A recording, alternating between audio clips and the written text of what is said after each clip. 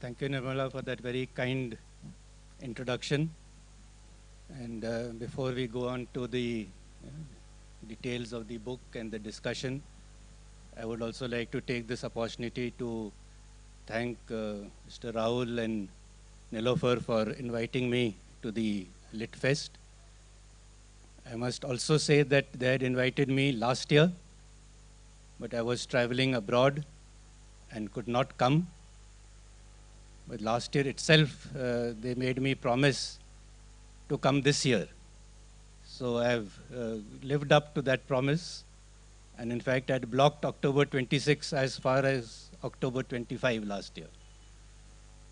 And I'm very happy that I've been able to come here and rub shoulders with so many great personalities who have written dozens of books. I'm still a one-book wonder. The second one not having got ministry clearance as yet. But it will come. Hope is eternal. So the clearance will come someday or the other. And so as of now, I have only one book to my credit. But I have two more in the pipeline. And by the end of next year, I should have 3 books to talk about. That's truly wonderful to know. But I can honestly state that all of us are going to be eagerly looking forward to your autobiography. There are many people in this audience who... I'm also looking forward to it. That's true. Yes, certainly. And he'll be here for several years, I can tell you that. Because we're going to talk about his second book. We're going to talk about a book that has been titled The Cantonment Conspiracy. Now, the title will catch anybody's interest. At least it caught mine and my curiosity, because on first glance, I thought, well, is it something on military espionage, or is it somebody hatching up a coup to overthrow some government? But the back cover told me what it was all about. It was a murder mystery. Now, there's nothing like a good thriller and a murder to get your interest. You'll all agree? Because they're racy, and if the victims are women, women readers simply love to read those books. And I believe the maximum readers of murder stories all across the world are women. I don't know what fascinates them. Maybe it's some vicarious thought. But 42 years in the Indian Army, I suppose you went through a very structured sort of thinking process. It's all about tactics, warfare, creativity. I mean, in writing a novel is therefore something which is an entirely different ballgame. In fact, you are the first chief of any of the armed forces in independent India to have penned a novel. And that too, a murder mystery. So when did this thought occur to you, and how did you go about writing this book? Well, I would like to set the record straight in some ways, that I'm not the first chief to have written a work of fiction. General Padmanabhan had also written a fictionalized account of a war, but that was based on certain facts and figures and orbats, that is the order of battle of existing army units. So it was sort of an extension of army life. Okay. But as a purely work of fiction, yes, perhaps I'm the first, and that too to write a murder mystery. And people often ask me that, did you have something like this in mind? How did this idea strike you? Did it just come about all of a sudden? Well, when I was a half colonel, a lieutenant colonel, way back in 1999-2000, and the Kargil war was at its peak, and Tiger Hill was a very household name those days. At that point of time, I wrote a fictionalized account of a battle to capture Tiger Hill. And every short story has to have a punchline. So I drew that punchline from Maratha history. When Singh, that is the Lion Fort, was captured, the head of that party, who was Shivaji's general, Tanaji, who was known as a lion man, he died while capturing that fort. So when Shivaji gets the report, and I'll say that in Marathi, it says he gets the report that Gad Meala Pan Singh Gela. That is, we've got the fort, but the lion is gone. So in this story of mine, Tiger Hill, I adapted that. I borrowed that idea from there. And in this fictionalized account, when the CO gets the report, he gets the report that the hill is ours, but the tiger is no more. That is, the company commander has died in battle. So this thought was there, this short story, and then I thought, why not expand on that and write a full-fledged novel, once again set in a military background, and that is how this book came about. Well, when I started reading the book, I found it immensely interesting and racy, and I found it difficult to put down, and therefore finished it in one go. I guess that says a lot about the author, because if a book is interesting, it is really good.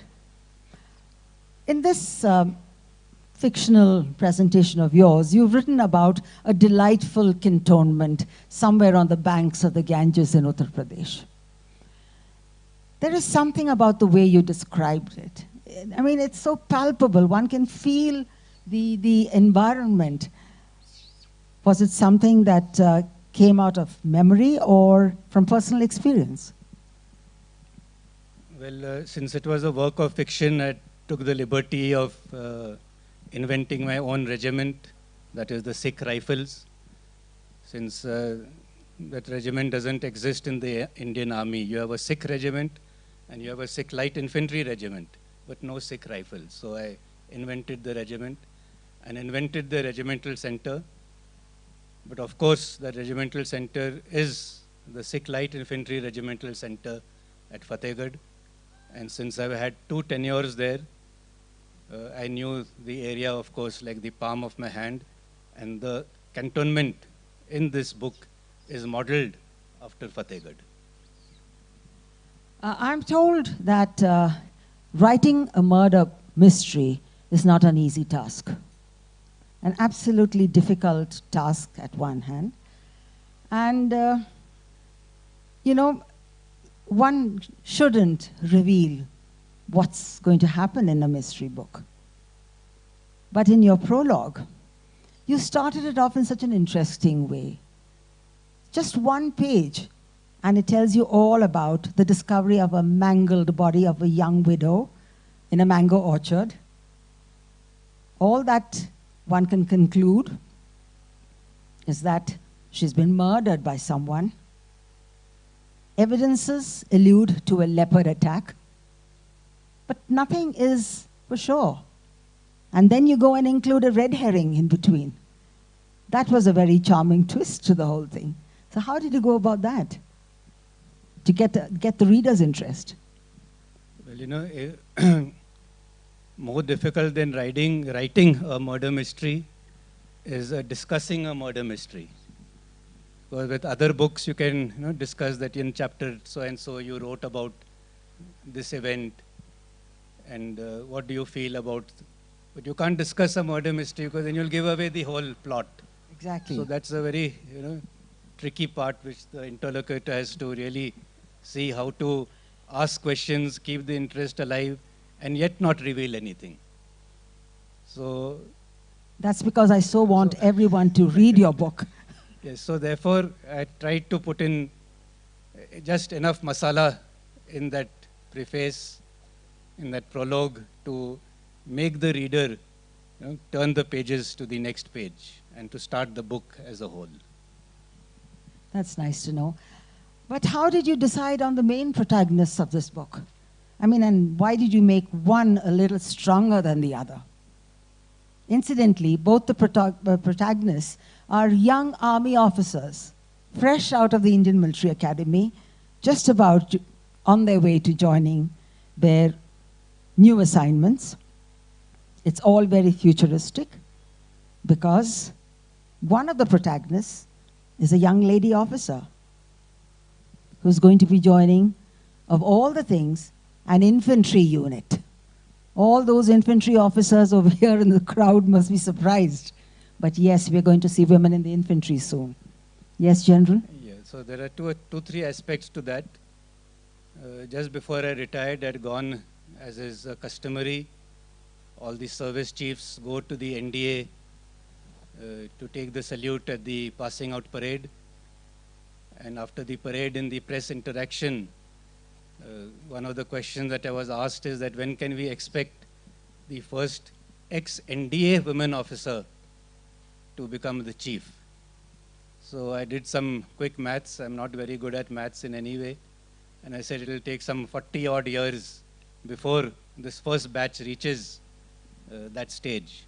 It's not that we do not have women officers in senior positions already, but this was particularly for an ex-NDA woman officer. And therefore, when I was writing this book, I set it in 2026, when the first batch of women officers would actually pass out of the IMA. They've already passed out of the NDA a few months ago and now undergoing the last year of training in the IMA. So that is how it was set in the future, to bring this aspect in. And also, why not? If it's in the future, that the advantage of writing fiction is you can write whatever you want. So you can put lady officers into the infantry also. Nobody can challenge you. But there was another reason for that. I have 2 daughters, and they would have also liked to join the army. And when they were small, when they were in 9th, 10th, they said, yes, Papa, we will join the army, but only if we can join Sikh Light Infantry. Not if we are going to go somewhere else. So in a way, by making this lady woman officer join the infantry is also my way of paying tribute to my daughters. That's really nice to know. But somewhere in your book, exactly page 11, I think, there is a brief mention of the consternation that Havildar Pritam Singh displays and expresses on knowing that the Indian Army has women officers in the infantry, and that too in the Sikh Rifles. Something that hasn't happened, of course, as yet, but will happen, I'm sure, in the future. Similarly, Adar Lieutenant Colonel Moti Singh, who's probably disgusted with what is happening in his life and has old school mentality, also is against the inclusion of women in the army. Your novel, of course, envisages a new role for these women.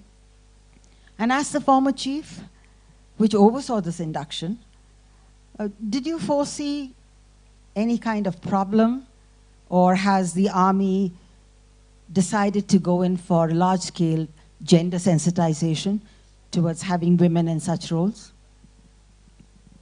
Well, as I mentioned earlier, women have been in the army for a long time now, over 2 decades. Earlier, they were taken in only as short service commissioned officers.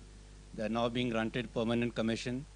So I don't think there is any gender bias at all in the services any longer, and I think you will bear out with me in that regard. There are women officers in the audience too, who I don't think feel in any way discriminated against. I would also like to say that within the armed forces, there was always a hesitation or a feeling that how will the men, that is the Jawans, accept women. I would like to say they have accepted women officers in the ranks much faster than actually the officer cadre, who were more feudal or patriarchal in nature. Even when the women cadets first joined the NDA, the drill ustads there had no hesitation in treating them just like any other cadets. There was no, and in fact, if you see them under training, it's difficult to make out who's a man and who's a woman. But it is the instructors, the officer instructors, who had greater hesitation, or who had to adapt much more to this novelty of having girl cadets in the NDA. That's nice to know, and in fact, I can vouch for that because I recently visited the NDA and was pleasantly surprised to see the young lady cadets, young girl cadets, I would say, all with buzz cuts, dressed up exactly like the male cadets, and doing every single thing that was being asked to be done by their male counterparts. And I suppose the punishments too are equal. Yeah, absolutely. There's no discrimination in that. It has been exactly the same for everyone.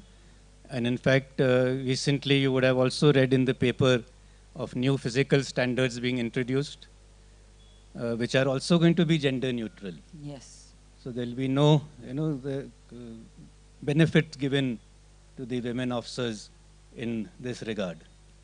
Despite the fact that we know all around the world that women are really not as strong as men, and all along there have been different physical standards. Time will tell as to how gender neutrality is going to work. I will, in fact, like to give this example.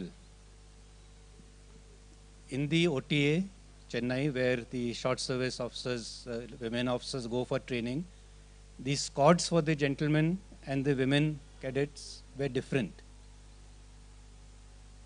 I had gone to Bangladesh and visited the Bangladesh Defense Academy, BDA, where they also have women cadets. And I asked them, and you would be surprised to know that they have been having women cadets even before us, a Muslim country. And they had all common squads, except for the accommodation, which is separate for obvious reason. Everything else they did together. And the first thing I did when I came back was pass instructions to that effect, that everyone will do training together. The positive effect of that is that now, when the Ustad said, go touch that tree and come back, nobody wanted to be behind that girl cadet. So everyone ran faster. And the girl cadet didn't want to be the last one either, because then you have to go run again and come back. So actually physical standards improved because of this intermingling. So there's always a positive side to everything. And that is how it works. And it's wonderful to hear words coming out from a father of two wonderful girls. General Naravane has two wonderful daughters. Now, one of the protagonists in your novel is a third-generation army officer. I'm sure many in the audience would like to know what it is to be a third-generation officer. Does it have any concession? Are there any favors given to them? Well, I don't think I have to explain this term to most of the audience who are very familiar with the service way of life. But of course, third generation would mean that your father and your grandfather were also in the army or the services. And we also have a system where if your father has commanded a particular battalion, then through what is called parental claim, you have a right to go to that very battalion that your father commanded and where you would have been roaming around as a child.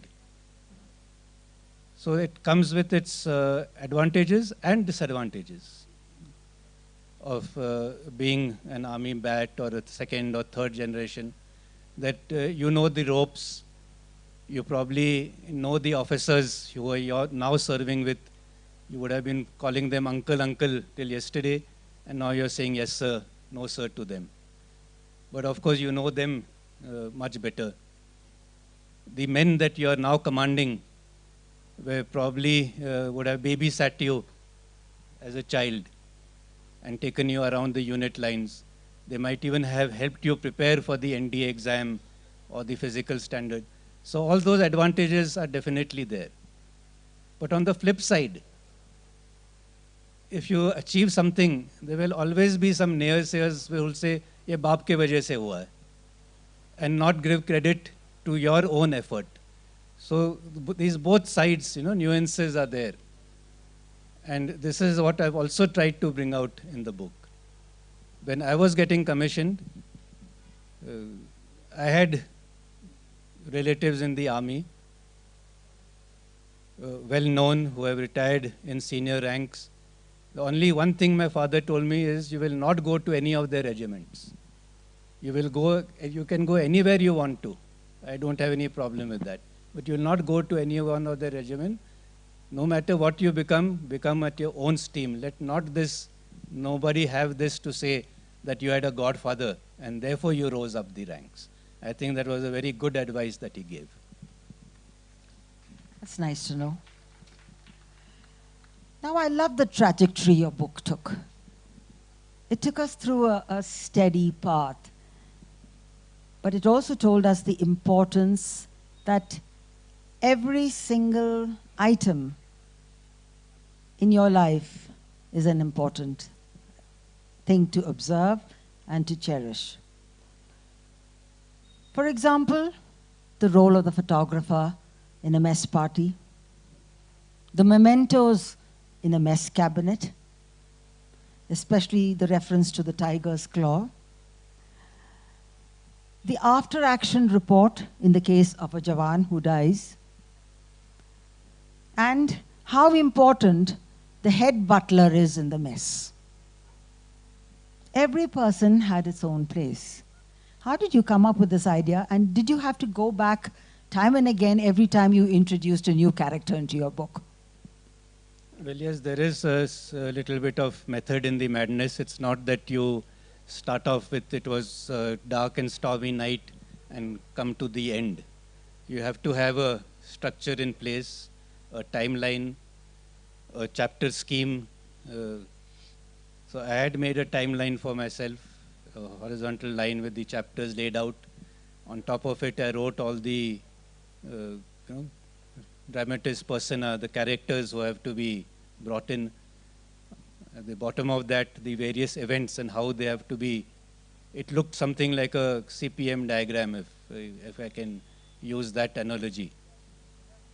But in doing that, again I say, it's not that you start writing A to Z without any mistake.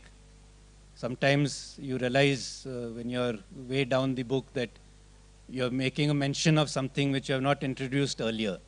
So you have to go back to that chapter and bring that in somehow so that it then connects to the chapter which is following. So this kind of a little back and forth goes on as part of this writing process. And that is also necessary that there are no loose ends or gray areas that, although I do feel that I have left some loose ends in this book.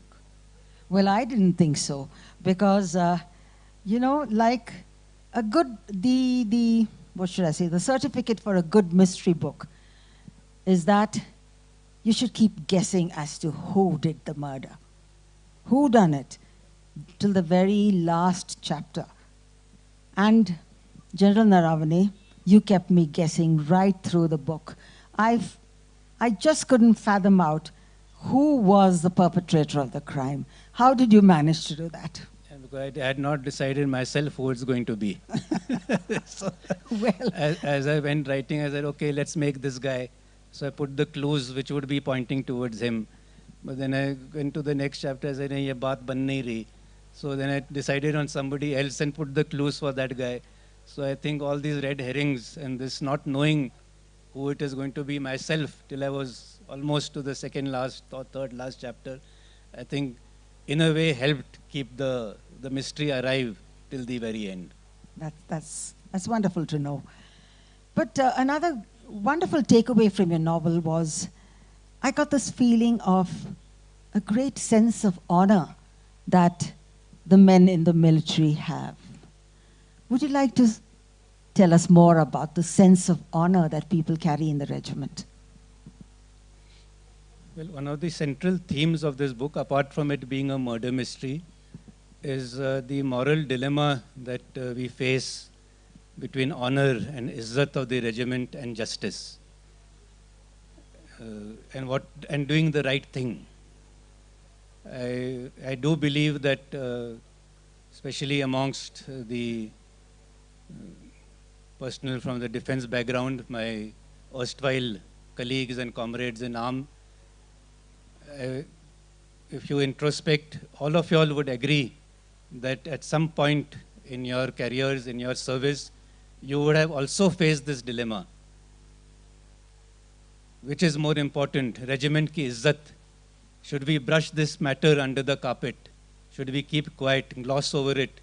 Or should we expose this and no matter if the regiment gets a bad name? So this is something which happens almost, it's, I won't say it happens every day, but this is something which crops up from time to time. Suppose a theft has occurred. Do you just cover it up or do you punish that person?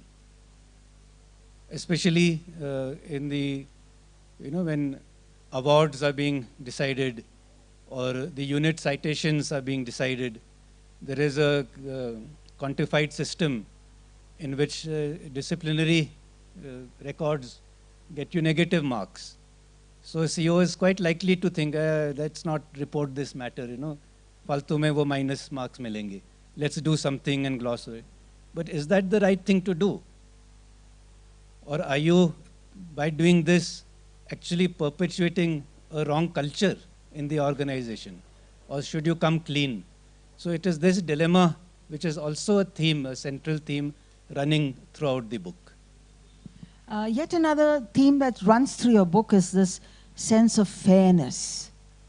A person may be considered to be a perpetrator or the culprit, but you give him a fair chance to prove his innocence and come clean if possible.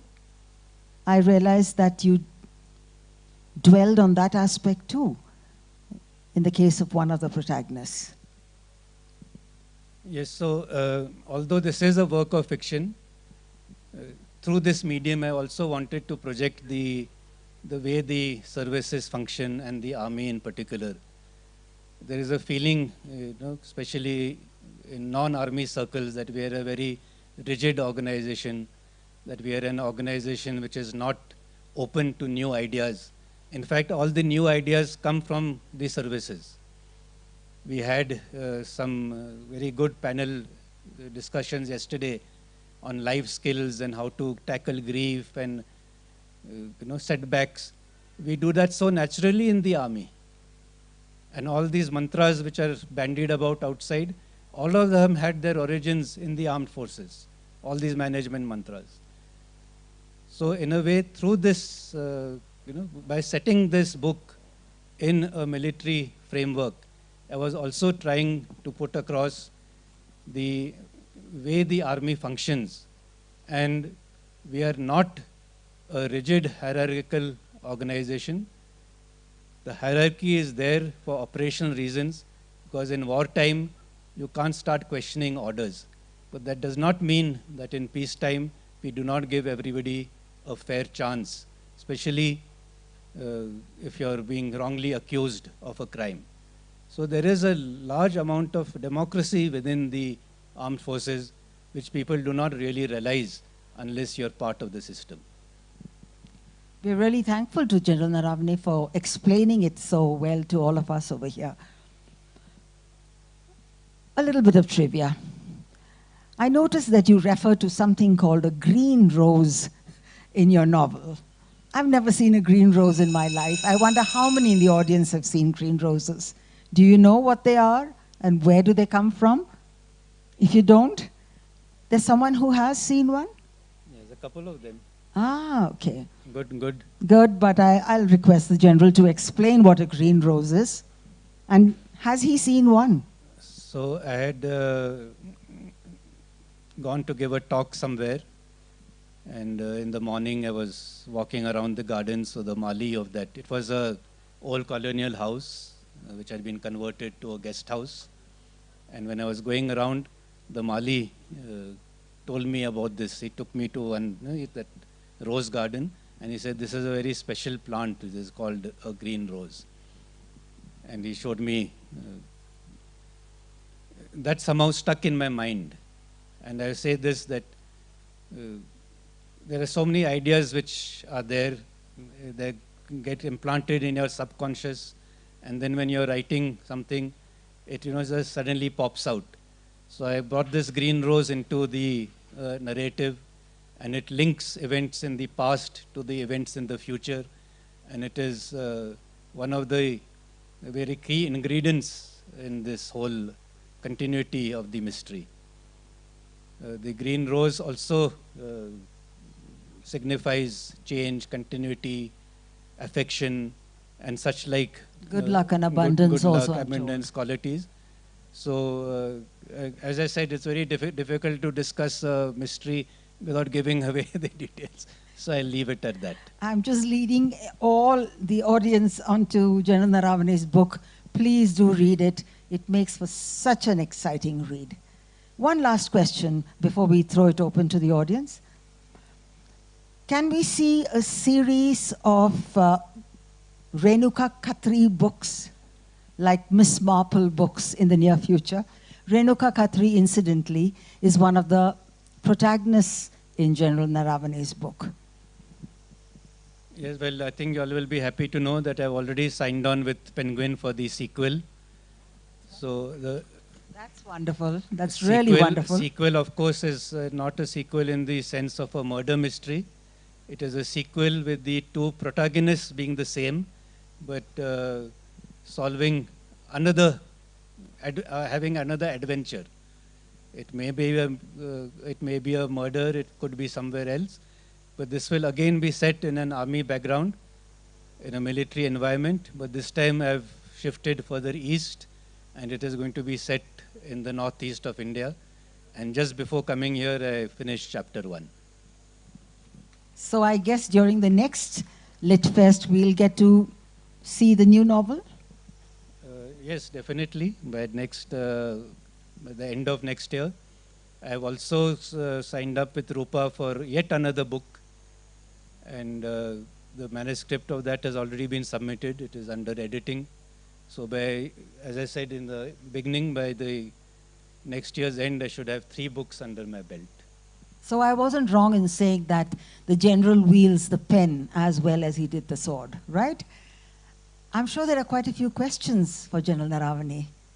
Please do go ahead. It need not be about the mystery murder, okay?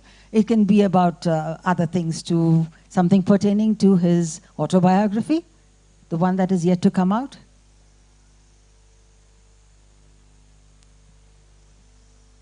You can raise your hand and I can get the microphone. Sure.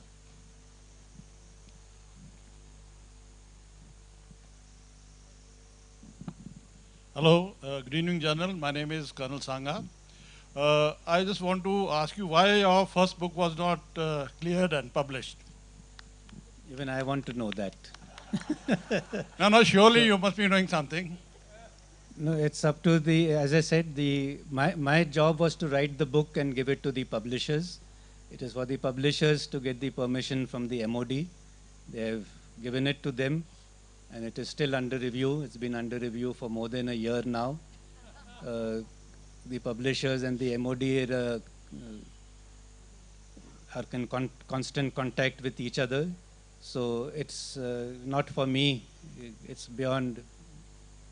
Not for me to actually follow up. It is the publishers. The ball is in the publishers and the MOD court. But I enjoyed writing the book, for better or for worse, and that's that. Was there something before that also that made these authorities not to publish a book?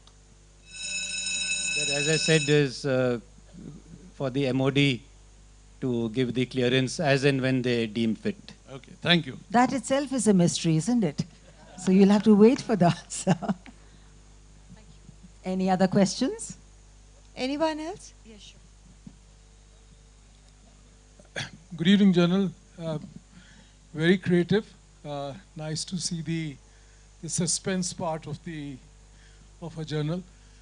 General, if you were to advise the corporate world, you mentioned about the practices which you hear from the corporate world now are being practiced, have already been originated from the army. Which are the top 2 ones you will want to recommend that the corporate world should adopt from the army or from the services? Well, I would say the qualities which are success or which successful leaders display. Those qualities are the same all over the world, and in no matter which job you're in. It is not that certain qualities are more important within the armed forces or certain qualities are more important in the corporate world. A leader is a leader wherever he might be, and they display more or less the same leadership traits and qualities. Within that, I would say that the most important quality that is on display is the one of being able to take decisions, and to be able to take decisions under conditions of risk. And that is what leadership is all about. If everything is known, then there is no decision to take. Then your subordinate can also take that decision.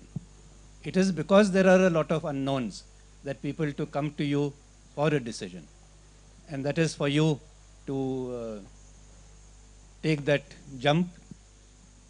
If even 50% of your decisions are correct, I think you have been a very successful leader.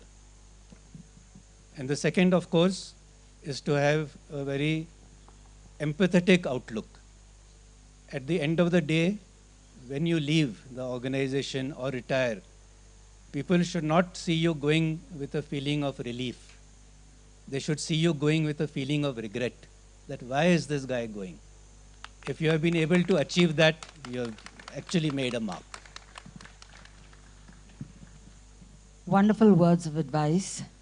I think we've nearly run out of time, Nani. Ladies and gentlemen, the Cantonment Conspiracy.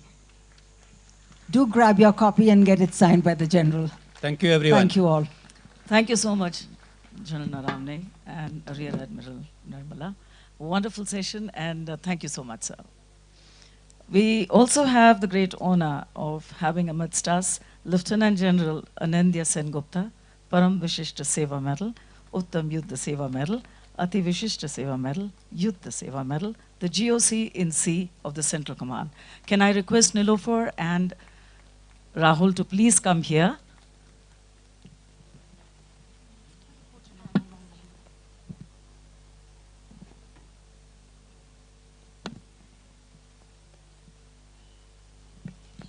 This is a small token of our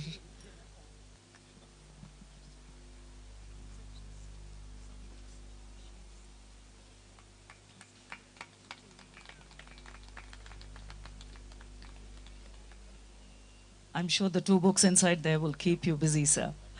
It's an excellent piece of work there.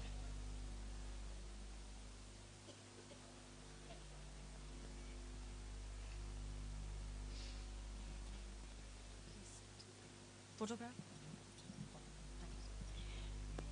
Okay, I've taken the mic from Aparna just to say that we've been doing this festival for 14 years now.